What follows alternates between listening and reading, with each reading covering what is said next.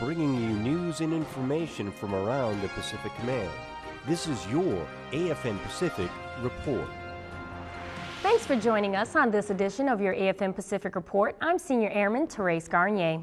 Secretary of Defense Chuck Hagel announced the number of furlough days for roughly 650,000 DoD civilian employees are being reduced. The furlough days have been slashed from 11 to 6, which means for most employees the furlough period will end August 17th. The military's top enlisted leader was in Hawaii to meet with regional Pacific Command leadership and with all enlisted branches. A major talking point was Joint Force 2020. You know, what's that force going to look like? And that's been labeled kind of as Joint Force 2020. Sergeant Major Brian Battaglia, Senior Enlisted Advisor to the Chairman of the Joint Chiefs of Staff, paid a visit to Pacific Command in Hawaii. He spoke with service members about General Dempsey's priorities and how they affect the enlisted corps. It's great to see his 4 pillars, to see the way forward and how the total force would look possibly in 2020, as well as how important the families are to the Joint Chief of Staff. Sergeant Major Battaglia also spoke about a wide range of topics from total fitness to NCO leadership. In their achievement to become not just problem solvers as leaders, but problem preventers, is never ever waver or give up the moral and ethical high ground. We have to set the example, and that's not always easy. The Sergeant Major is the second person to hold the Senior Enlisted Advisor position and is also the first Marine to do so. Tech Sergeant Michael Jackson, Camp Smith, Hawaii.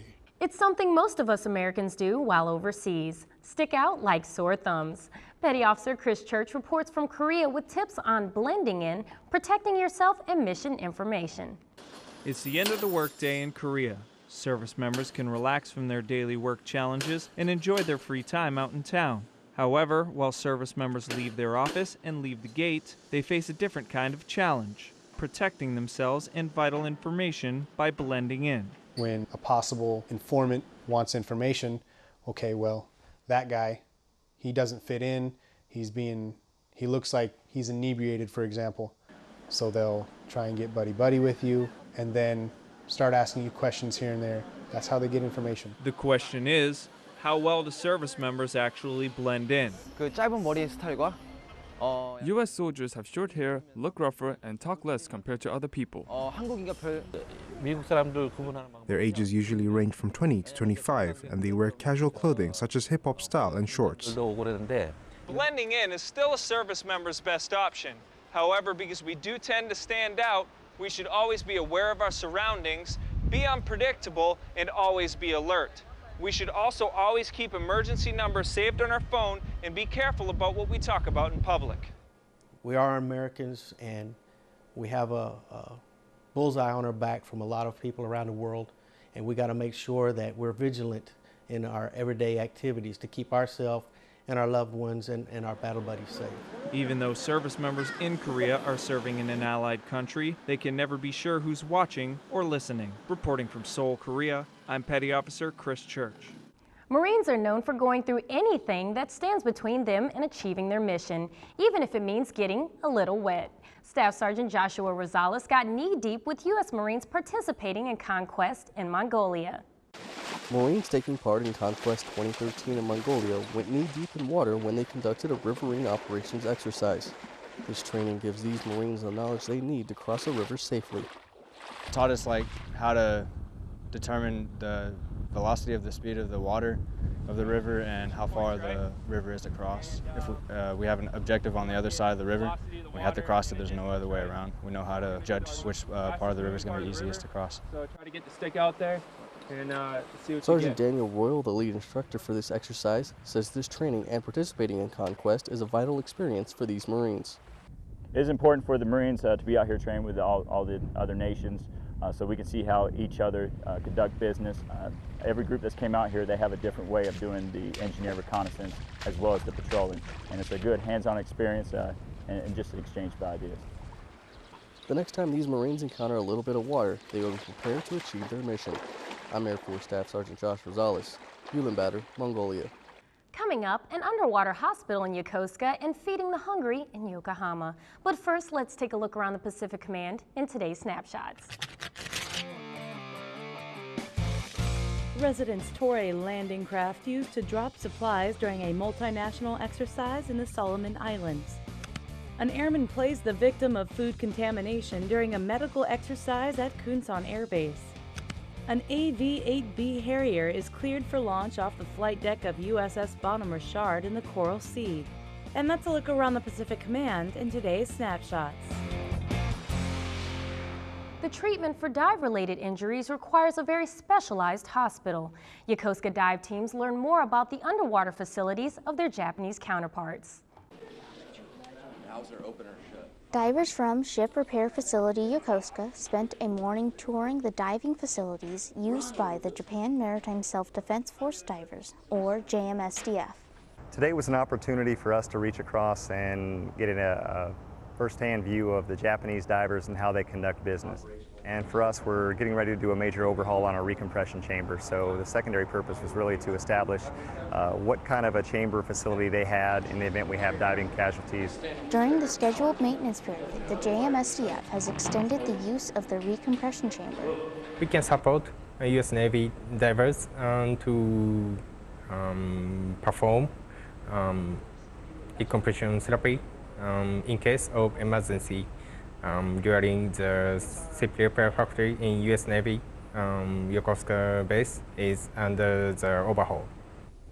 Chambers like these are used to treat serious diving-related injuries such as decompression sickness or arterial gas embolisms.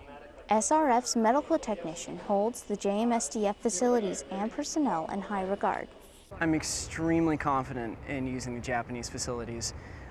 Japan has some of the best hospitals in the world. I've met with all of their doctors. They're all exceptional physicians. They have a top-of-the-line facility. I have every confidence that if we were to have a diving casualty, JMSDF would take superb care of our divers. The cooperation between both forces during this time is a prime example of the trust and partnership between the JMSDF and the U.S. Navy. Seaman Sonia Wickard, Yokosuka Naval Base, Japan. A vital nonprofit military organization in Sasebo took the time to say thank you to its volunteers with a luncheon. The Navy Marine Corps Relief Society, or NMCRS, held a luncheon to thank its volunteers for participating in this year's fund drive. The lunch was a small way for us to thank our fund drive representatives, to thank them for the hard work during the fund drive this year, to support us, and to allow us to continue to help the sailors of Sasebo and their families.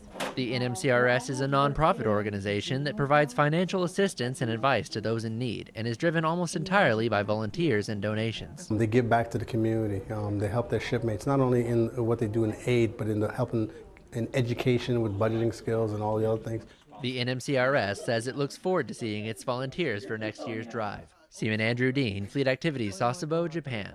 Heading back to Korea, Army Sergeant Lauren Massey takes us to Kunsan Air Base, where one soldier shows us what it takes to load live Patriot missiles and be ready to fight tonight. These Patriot operators at Kunsan Air Base are maintaining an inventory of live missiles, keeping them ready to launch at any time. One soldier shows us what it's like to move live Patriot missiles. We've been doing missile selectability, basically making sure all of our live missiles are mission capable.